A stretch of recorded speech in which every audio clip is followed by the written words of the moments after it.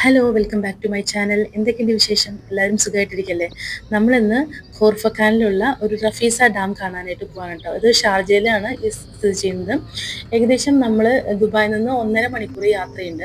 കുറേ ദിവസമായി നമ്മൾ പോകണമെന്ന്, ചെറിയ ട്രിപ്പ് പോകണമെന്ന് വിചാരിക്കുന്നു. അത് ഏർലി മോർണിംഗിൽ പോകണമെന്നാണ് എപ്പോഴും വിചാരിച്ചിരുന്നത്. അപ്പോൾ സൺറൈസ് കാണാൻ പറ്റും എന്നുള്ള ഇതിലാണ് വിചാരിച്ചിരുന്നത് കേട്ടോ. പക്ഷേ നമ്മളിത് എണീക്കാൻ വൈകി ഒരു 8:30ക്കാണ് യാത്ര ആരംഭിച്ചത്. അപ്പോൾ നമ്മൾ വേഗം റഫീസ ഡാമിലത്തെ കുറച്ച് വിശേഷങ്ങളൊക്കെ കാണാം. ഇന്നൊരു മഴയുള്ള ദിവസമായതുകൊണ്ട് തന്നെ നല്ല മൂടിക്കെട്ടിട്ടുള്ള അന്തരീക്ഷമാണ്. അപ്പോൾ നമുക്ക് നല്ല പ്രകൃതി ഭംഗി മഴയുള്ള അന്തരീക്ഷത്തിൽ എങ്ങനെ ഇരിക്കുന്നതാണ് ഇന്നത്തെ കാണാൻ പോണത് കേട്ടോ.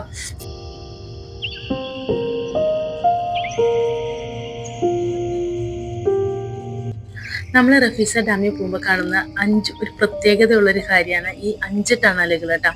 ഇത് 5 ടണലുകളും സ്പീഡ് 100 km/h ആണ് സ്പീഡ് എന്നുണ്ടെങ്കിലും ഓരോന്നും 1 കിലോമീറ്റർ, 2 കിലോമീറ്റർ, 500 മീറ്റർ അങ്ങനെയൊക്കെയുള്ള രീതിയിലാണ് ഇത് നിർമ്മിച്ചിരിക്കുന്നത്. ശരിക്കും പറയാൻ ഭയങ്കര അത്ഭുതത്തോടെയാണ് കേട്ടോ ഞാനിത് കാണുന്നത്. എന്താണെന്ന് വെച്ചാൽ ഞാൻ ആകെ കൂടെ കണ്ടിരിക്കുന്നത് നമ്മുടെ കുതിരാന്റെ തുരങ്കാണ് ആകെ കൂടെ കണ്ടിരിക്കുന്നത്. അതിനുശേഷമാണ് ഇവിടെ വന്നിട്ട് ഇത്രയും വലിയ ടണലുകൾ കാണുന്നത്. ഓരോ ടണലും ഭയങ്കര അമേസിങ് ആയിട്ടുള്ള സ്ട്രക്ചറാണ് ഉണ്ടാക്കിയിരിക്കുന്നത്, ഡിസൈനാണ്. എനിക്ക് ഭയങ്കര അത്ഭുതത്തോടു കൂടിയാണ് കേട്ടോ ഇതൊക്കെ കാണാൻ പറ്റുന്നത്. നമ്മൾ റഫീസ ഡാമിലേക്ക് ഈ 5 ടണലും ഓരോ പ്രാവശ്യം നമ്മൾ എൻട്രി ചെയ്ത് എക്സിറ്റ് ആകുമ്പോഴത്തുള്ള ആ ഒരു ഫേസ് ഇല്ല, അതായത് ഇരുട്ടിൽ നിന്നും വെളിച്ചത്തിലേക്കുള്ള ഫേസ്, അത് ഭയങ്കര രസമായിട്ട് ഫീൽ ചെയ്തു. ആ നിറങ്ങൾ മാറുന്നത്, ഞാൻ ഭയങ്കര ഒരു പ്രകൃതി സ്നേഹിയാണ്. അപ്പം അതുകൊണ്ട് തന്നെ എനിക്ക് ഇങ്ങനത്തെ കാഴ്ചകൾ ഭയങ്കര ഇഷ്ടമാണ്. അങ്ങനെ നമ്മൾ റഫീസ ഡാമിലേക്ക് എൻട്രി ആണിത്. ഇത് നമ്മൾ പെയ്ഡ് പാർക്കിംഗ് ആണ് വരുന്നത്. 10 ദിർഹംസ് ആണ് ഇവിടെ പെയ്ഡ് പാർക്കിംഗ് വരുന്നത്. നമ്മൾ എന്തായാലും ഇവിടെ പാർക്ക് ചെയ്യാൻ ഉദ്ദേശിക്കുന്നില്ല. ഇവിടുന്ന് 1 കിലോമീറ്റർ കഴിഞ്ഞിട്ടുള്ള വേറൊരു പാർക്കിംഗ്, അതായത് ഹൈക്കിംഗ് സ്റ്റേഷന്റെ അവിടെ നിന്ന് തൊട്ട് നമ്മൾ പാർക്കിങ്ങിലാണ് നമ്മൾ പോകുന്നത്. ഹസ്ബൻഡ് ഒരിക്കൽ ഹൈക്കിങ്ങിന് പോയത് അവിടെ നിന്നായതുകൊണ്ട് നമ്മൾക്ക് ആ ഒരു ഏരിയ അറിയുന്നതുകൊണ്ട് തന്നെ അവിടെ നിന്ന് നമ്മൾ പാർക്ക് ചെയ്ത് നമുക്ക് അവിടെ നിന്ന് ചെറിയൊരു ഹൈക്കിംഗ് ആയിട്ട് നമുക്ക് പോവാമെന്ന് പറഞ്ഞിട്ടാണ് ഞങ്ങൾ അവിടേക്ക് പോയത്.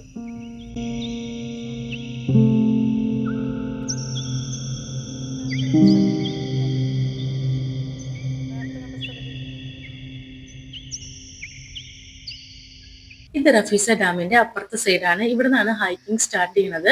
ശരിക്കും നമ്മൾ ആദ്യം കണ്ട എൻട്രിയുടെ അവിടെയാണ് കയാക്കിങ്ങും ബോട്ടിങ്ങും ഒക്കെ ഉള്ളത്. പക്ഷെ നമ്മൾ അവിടെ പോയില്ല. പകരം നമ്മൾ ഇപ്പുറത്തെ സൈഡിൽ വന്നിട്ട് ഹൈക്കിംഗ് ചെയ്തിട്ട് നമുക്ക് ഡാമിന്റെ അപ്പുറത്തെ സൈഡ് എത്താന്നുള്ള ഒരു രീതിയിലാണ് നമ്മൾ ഇവിടുന്ന് യാത്ര ചെയ്തത് കേട്ടോ.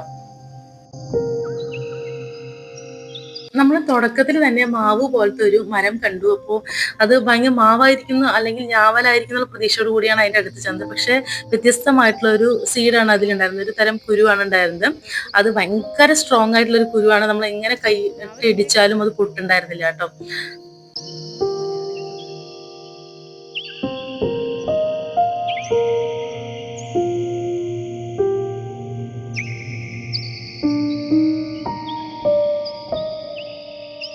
ഒരു 1/2 കിലോമീറ്ററോളം ഞങ്ങൾ ഹൈക്ക് ചെയ്ത് എത്തിപ്പെട്ടത് റഫീസ ഡാമിന്റെ മറ്റൊരു സൈഡിലേക്കാണ് കേട്ടോ. നിങ്ങളൊന്ന് നോക്ക്, എത്ര ഭംഗിയാല കാണാനായിട്ട്.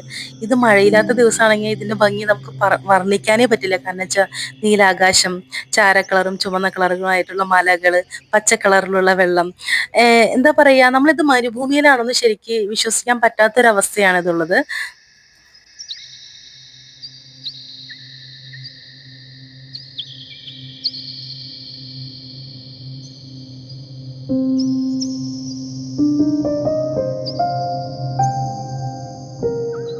കുറേ പേര് ഹൈക്കിങ്ങിനായിട്ട് ഇവിടെ വരുന്നുണ്ട് കേട്ടോ. ഫോറിനേഴ്സ് ആയിട്ടും നമ്മുടെ മലയാളികളായിട്ടും കുറേ പേര് ഈ ഭംഗി ആസ്വദിക്കാനായിട്ട് ഒരു ദിവസം 2 ദിവസത്തെ അവരുടെ ലീവ്, അതായത് അവരുടെ അവധി ദിവസം ആഘോഷിക്കാനായിട്ട്, കുറച്ചു നേരം ഒന്ന് മനസ്സിനൊന്ന് ശാന്താക്കാനായിട്ട് ഇവിടേക്ക് വന്നു പെടുന്നവരാണ് കൂടുതലും.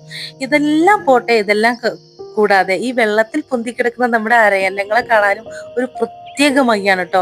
ഈ വെള്ള കളറുള്ള അരയന്നങ്ങളല്ലാതെ തന്നെ കറുപ്പ് കളറിലും ചാര കളറിലായിട്ടുള്ള കുറേ അരയന്നങ്ങളും താറാവുകളൊക്കെ അവിടെ ഉണ്ടായിരുന്നു. ഇത് അരയന്നെന്ന് പറയാൻ പറ്റില്ല, അരയന്നത്തിന്റെ ഒരു മോഡലുള്ള നല്ല രസമുള്ളതായിരുന്നു കേട്ടോ.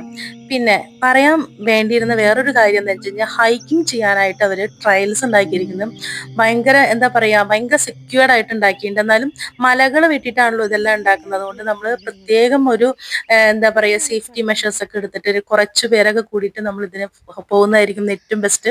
കാരണം വെച്ച് കഴിഞ്ഞാൽ നമുക്ക് എപ്പോഴും എന്തെങ്കിലും ഒരു ആശ്രയം ആരെങ്കിലും ഉണ്ടെങ്കിൽ നമുക്ക് സമാധാനമായിട്ട്, നമുക്ക് സന്തോഷമായിട്ട് നമുക്ക് പോയി വരാനായിട്ട് സാധിക്കും. കൂർത്ത മുള്ളുകളുള്ള ചെടികളാണ് ഒട്ടുമുക്കാലും. കാരണം വെച്ച് കഴിഞ്ഞാൽ ഈ മുള്ളുകളിലാണ് അവർ വെള്ളം ശേഖരിച്ച് വെക്കാന്ന് നമ്മൾ ചെറുപ്പത്തിൽ പഠിച്ചിട്ടില്ലേ. അത് ഞാൻ ഇവിടെ ഡയറക്റ്റ് ആയിട്ട് നേരെ വന്ന് കണ്ടു. അതിൻ്റെ ഒരു സന്തോഷം ഉണ്ടായിരുന്നു.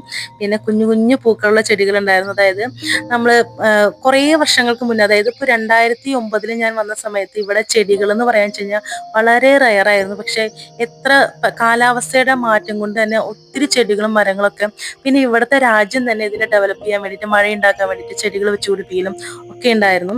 അങ്ങനെ നമ്മൾ ഇവിടുത്തെ ഭംഗിയൊക്കെ ആസ്വദിച്ചതിന് ശേഷം നമ്മളന്ന് വീട്ടിലേക്ക് തിരിക്കാനുണ്ടായത്. ഇതുപോലെയുള്ള നല്ല നല്ല യാത്രകൾ നിങ്ങൾക്ക് ഇനിയും കാണിച്ചു തരണമെന്ന് ആഗ്രഹമുണ്ട്. അതുകൊണ്ട് തന്നെ എൻ്റെ ചാനൽ സബ്സ്ക്രൈബ് ചെയ്യാനും ഷെയർ ചെയ്യാനും ഒന്നും മറന്നു പോകരുത്. അപ്പോൾ നെക്സ്റ്റ് വീഡിയോയിൽ കാണാം. ബൈ.